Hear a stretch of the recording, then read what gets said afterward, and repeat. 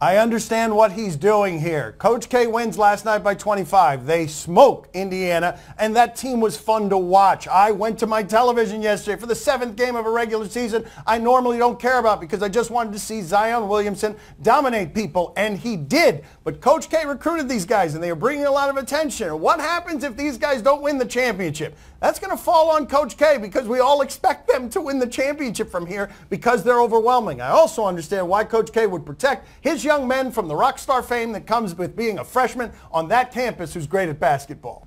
Duke might be the first school in history to send picks number 1, 2, and 3 overall straight to the NBA draft. Look, that's success. That success on a high level brings the attention that Dan was talking about. But guess what? To quote my good friend Dominic Catano from the movie American Gangster, your success took a shot at you. What you going to be? You going to be unsuccessful? What? You going to complain about having too much attention because you're too good? Whoa, I wish I had the 20th overall pick and a second-round pick and a guy who's going to play in Europe. Maybe that'd be better for you, Coach K. Then maybe nobody would talk about you. My father had a prediction on this Indiana-Duke game last night. What did you say? Oh, I said that Romeo Langford was going to beat the crap out of Zion Williamson. Yeah, he really did say that. That's what happened. And then he goes 3 for 15. And as an added bonus, here's one of the misses right here. Ay, Dios mío. Ay. He turned back into Romeo yesterday. Oh. He went from Romeo to that. Nope, just Romeo. I guess I got that wrong, that's all. That's all. What's the big deal? Did the college football playoff rankings get it right? Imperfect measurement system and a made-for-TV sham this college football thing is. UCF continues to be undefeated and nobody cares because we are measuring all of this imperfectly. But within that context, they got it right last night imperfectly because Ohio State and Oklahoma shouldn't be in the top 4 when Ohio State lost by 22 against Purdue and Oklahoma found its way struggling against Army. The 4 teams they've got there are the top 4 teams we've seen so far in the country. Dan, you're right. It is a TV show. And just because we know it's a TV show doesn't make it any less entertaining of a TV show.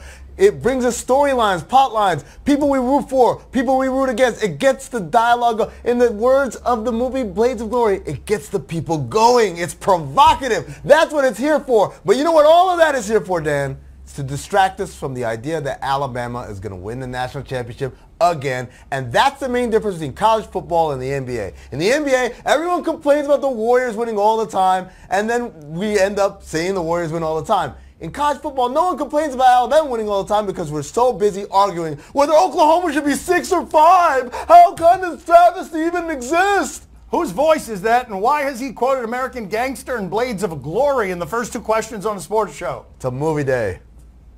Yeah, this thing about this ranking, you know, what's the purpose of this ranking if Tricky Nick is always, you know, in number 1? Should be Tricky Nick in number 1 and everyone else playing for number 2. You know what? I mean, he's right about that. That's a better system. It's a better system. Just put Alabama number 1 and all you other teams just fight it out. Figure it out. You guys figure it out. Should Lamar Jackson hit Michael Vick's warning and run less? Michael Vick is the closest thing we've ever seen in this league to Lamar Jackson. Lamar Jackson is the closest thing we've ever seen to Michael Vick. So when Michael Vick gives you the advice of it can't be sustainable, playing like RG3 did, playing a physical game at our body type, he should be listening to him because these players are so comparable. It's a violent game, and those guys are going to get hurt if they continue to play it the way Lamar Jackson did it with his first start as opposed to the way he did it less with his legs in the second one. You know, I like the idea of Michael Vick being the Yoda to Lamar Jackson's Luke Skywalker, just having walked that path before, achieved the highest level of Jedi mastery. And he's trying to impart that wisdom upon Lamar Jackson. But then, to get away from that terrible analogy, a third movie reference, by the way. That's the only reason why I did it. There's a funnier thing going on here when you think about the idea that being a running quarterback isn't only bad from the standpoint of opening yourself up to injury, but also there is a stigma, particularly with quarterbacks of a certain hue, if we shall say, right? If you run a lot, that means you can't throw. And somehow that makes you lesser than a pure pocket passer. And so Lamar Jackson almost has to manage the image of himself as a quarterback, a real quarterback, and not just a gimmick as a guy who runs around. It's such an interesting evolution of the sport and the way we view it, though, because we've always said a guy has to be able to do it from the pocket, and there is a reinventing going on right now where we're asking ourselves, who's the best out of the pocket? Who's really good moving around the way Mahomes does, creating more time? Ring, ring, Ring. Hello? Oh, Jose. How you doing, buddy?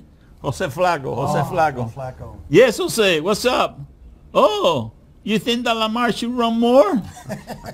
Yes, She should run in every play, every pass, every play, yes, and right never in the go out middle. of bounds, never slide. Yeah, never slide, Yeah, never okay. slide. Try to go to the end zone every play. Okay. All right, I'll let them know. All right, Good thank advice, you. Jose. Good advice. Thank you for the call, Jose. Are you surprised that Jimmy Butler is offering so much support to Marker Fox? Fultz is the name. Are you guys as scared of this as I am? Jimmy Butler has that new relationship scent on him. It's like the new car scent. It's not going to last, but he wants a new relationship with this new team, and listen to what he has to say. What are your thoughts about what's going on with Markel? Man, I just want Markel to know that he got everybody in his corner here. We want him to be great. We want him to continue to work. All of the outside noise is just what it is. It's noise from the outside.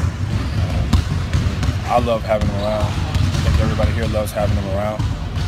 So, when he's ready to get back in here and work, we're all for it. We need the guy. Yeah, I mean, look, here's the deal. Everyone's painted Jimmy Butler as this person who destroys egos, who destroys people's confidence. He's a good teammate. He's got a history of being a good teammate. He acted like a bad teammate for a couple of months. Why? Because he wanted to get traded, and Minnesota didn't want to trade him. So he had to light a fire and burn the whole place down to let everyone know, I want out of this relationship. It's not the new relationship smell you're smelling. It's the old relationship. No, it's the new relationship. This guy is in a new place, and he is still in a contract year. And there's an extension on the table, and it behooves him to be in that locker room the way all the other guys have been, because Simmons and Embiid have also been really supportive of this guy who is going through some struggles that they all seem to empathize with from afar. Can I say something to Jimmy? Yes, sir. Hey, Jimmy, I got a couple of words for you. If you love Marco so much, teach him to shoot. He can make a shot for you. You know what I mean? That's right. He can make a basket. You know what I mean? That's it. He keeps on shooting and he keeps missing the basket. You know what I mean? Show him how to do it right, for crying out loud. Wow. Aggressive. Yeah. Coming up next on Highly Questionable, Tyson, you got in real good shape. Can you give my son some tips? Really, Dan? Yes, I can. I can give him some tips. Lay off the carbs and higher the protein and get on the cardio. Okay, thank you. Thank you all. Tyson, we appreciate your time. Thank you, sir, and all the best. God bless you. Joining us at the beach today, Tyson Fury. He's a good talker, and his story is crazy. He's fighting Deontay Wilder on Showtime pay-per-view December 1st. Two big men going at it. Let's talk to him. Tyson, your upbringing sounds fascinating. I don't think many of us really understand how you grew up. Can you explain it to us? Yes, I grew up in a family of fighters that goes back hundreds of years, back to the bare knuckle days, right up to being heavyweight champion of the world. And so, bare knuckle fighters, what is the family's history? What is it? Like I say, the history of the family goes back to the early 1800s, and they always fought for a living, fought to feed the family, fought to put food on the table. My father was a professional boxer before me, and I came into the game as a young kid and always inspired to be the heavyweight champion of the world. What can you tell us about your relationship with your father? I got a great relationship with my father. My father's been there every single fight I've ever had, amateur and professional. I grew up, my father was my hero. I learned everything I knew from my dad for the boxing side of things. He was my trainer as an amateur and professional. I owe him big time, very big time. How tough was he on you? Very tough, very tough. He instilled in me, if you want something, you've got to go out there because no one's going to give it to you. Nobody's going to give anything away for free. Everything you have, you've got to work very hard for. And especially in my game, where there's 7 billion people on the planet and there's only 1 or 2 heavyweight champions of the world. What are the odds are being a newborn baby and then to grow up and be the heavyweight champion of the world? The odds have got to be astronomical. Can you explain to us what happened that made you sort of leave the sport for 2 years? Yes, I can. I was suffering with depression my whole life, and it was a massive build-up from being a young kid to being the heavyweight champion of the world. And after winning the World Heavyweight Championship in 2015, I came down with a lot of depression heavily, and it gave me the urge not to want to do anything anymore and just quit on everything. And I walked away from the sport for 2.5 years when I was very, very ill. as ill as you could be, really, contemplating suicide. It's hard to explain to people who've never been through it, but I can honestly say I wouldn't wish it on my worst enemy. It's been the hardest battle I've ever had to face. Mental health problems, it sucks. Everything can be great on the outside, but no one can see into your mind. And I was suffering terribly for a long period of time. And it wasn't until I got medical help where I decided to get back better and better and better. Until I'm back here today, I fought my way back to the top. It's a crazy story when you think about it. Can you explain to the person who's watching here, well, you realized your dreams, your fighting dreams, your family dreams, you got to the very top of it, and yet empty inside. I just felt like there was a massive hole, a big space of emptiness, of worthlessness. You know, I worked for something my whole life from being a little boy. I finally get to the mountain top, and I just felt so lonely and so afraid and so alone. And I just felt emptiness, worthlessness really, and it was just I felt as if it was just a big, pointless effort. Something I'd worked for 27 years, and it didn't mean anything to me. And at that time, well, I did. I gave it all back. I gave it all away. But at that time, I was in a very, very dark place. A place so dark where, on a daily basis, I wish I was dead, and I didn't want to live anymore at all. A place that nearly drove my wife to divorce. A place where I nearly lost all my wife and kids, all that sort of stuff. You know, it was a very, very dark and lonely place. Can you explain some of this to us? Because I gathered, and I don't know the private issues, but in public it seemed like you were partying a great deal after winning the championship, which is something that one would do. But it's not because you were having fun, it's because you were totally lost? Yes, it was. It looked that way from the outside, but the inside, I thought to myself, the only way I can escape this depression is through drinking. Boy, oh boy, is that the worstest thing that a man can ever do to help depression. It's like it's like chucking petrol on a fire, drinking. Anyone who's suffering mental health problems, alcohol will not make it go away. It'll just enhance it even more. Because when the drink wears off, then it hits you harder and harder and harder. How did you climb out of all of that, Tyson? Because it seems once that hunger is extinguished and you're feeling worthless and you're gaining weight, that you wouldn't be able to get in this kind of shape for this fight and get back here. Well, I was out of boxing. I was ill for 2.5 years, and I put on 135 pounds in weight. One night I went out with my friends, and I went to this bar, and I was there for like 20 minutes, and someone spoke to me and said, you know what, this is not for you. I left and I went home. My wife was quite surprised to see me come back early. She said, what are you doing back home? I said, look, I've had enough of this life. I can't do this anymore. I'm either going to die or I'm going to come back. And I got down on my knees and I begged and called out to God to help me, to give me a route back into boxing. Over all the obstacles I had to overcome, the weight loss, the mental health problems, suspended from boxing, you know, I had everything against me. And he brought me back to this moment. And I know it's for a reason, to regain the heavyweight championship of the world. Looking back on your past, what would you say you'd like to go back and do differently upon re-examination?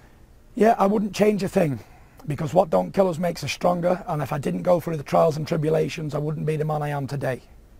And this life is a test, and I'm happily to be tested. This is a bad man, Poppy. You got a tough question for him? Be careful here. Yeah, I got a tough question. Tyson, you got in real good shape.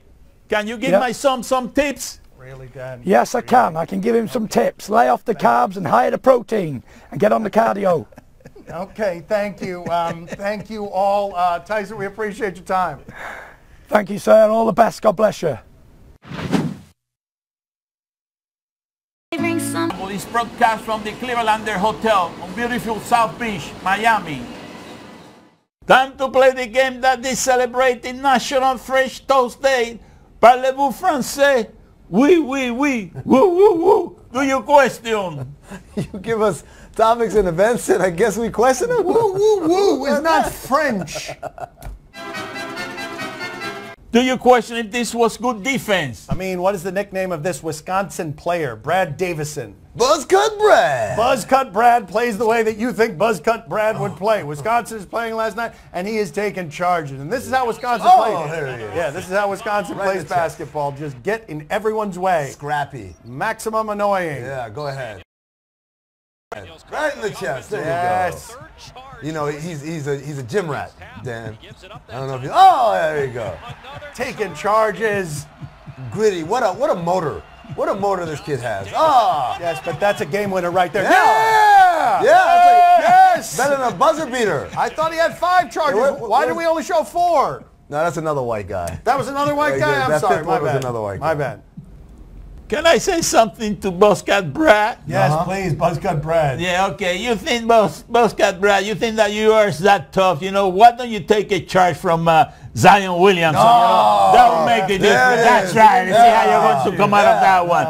Okay, do it right away in the next game. Okay, if he's playing in it, unlike this one. No, you go to Duke next game and you take a charge from him. Even if you're not playing, you know, you gotta bring your point home, what do you and got, then I'll make a decision. All right, a decision? What? Yeah, whether he's tough or not. All right, very good. Do you question if Sanchez under deserve all of the blame for Roma's loss? Okay, I don't know if he got that right or not, but he was pretty close, and that's close enough. We're going to check out with Real Madrid, and what else? Who's Roma. Roma is playing. Roma. Hey. When I lose, it's generally because Roma on offense. they leave that to. Oh, it's a mistake. Oh, no. Come on. Oh, how do you miss that? That seems physically impossible. I'll tell you exactly how he missed it. He took the under. One of the misses of the season, this. Get it? It's a gambling joke. It's it, yeah? See, because I did get it. he's kind of throwing them, yeah. It's point shaving, but in soccer. All right. That was bad, but I have seen worse. No, you have not seen always worse. seen I don't worse. believe You've it. always seen worse. There we go.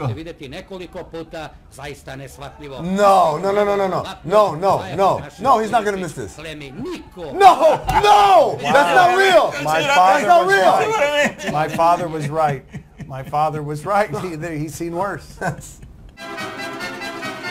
Do you question who is the alpha? Who is the alpha? This is the alpha right here. But that's not what you're asking us. Let's see the alpha we've got over here.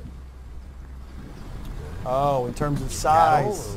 Who is the king? Oh, no! No, that's not real. What is that?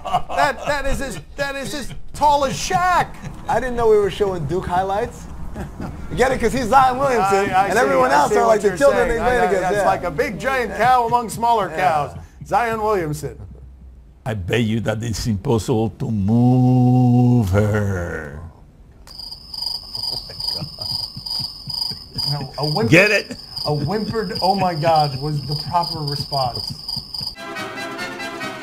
Time to play the game that doesn't understand why raisins are so common when they are so much worse than other dry fruits. See?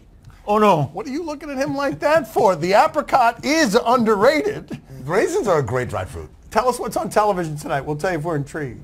Well, raisins, you gotta go to the bathroom quite a bit. Got a lot of fiber. On NBA League Pass, Hawks and Hornets. No, not interested in this. Already had told the producers that I wasn't interested in this. And you know what they told me? Well, we've got a highlight for you the last time they played. Would you be interested in that? And I said, no, not either. But let's check in with Trae Young. To take it, but he made it. Trae, There it is. Yeah, that's from the logo. You got to guard him from out there. Yeah, no, Kemba Walker had his hands down. That's your fault, Kemba.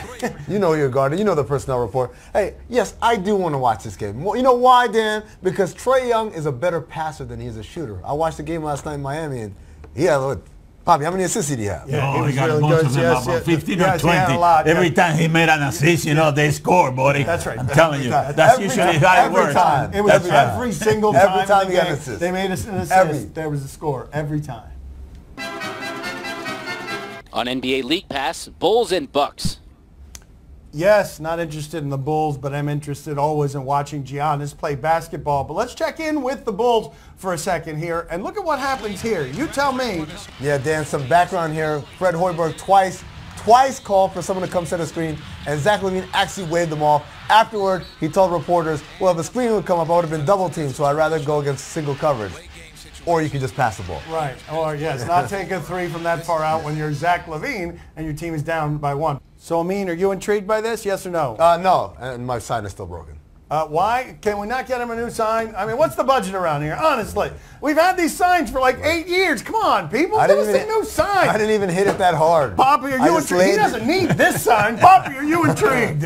Oh, see, I'm very intrigued. Police say, who the hell is running the Bulls? You know, he say Hoiberg or this guy Levine. You know what I mean? Zach Levine. Who's You got to the make boss? up your mind. That's right. Who is the boss there? Who is the king of the hill? You know what I mean? Who? Zach Levine or Hoiberg? Who? Who is who? Who? Let the dogs out.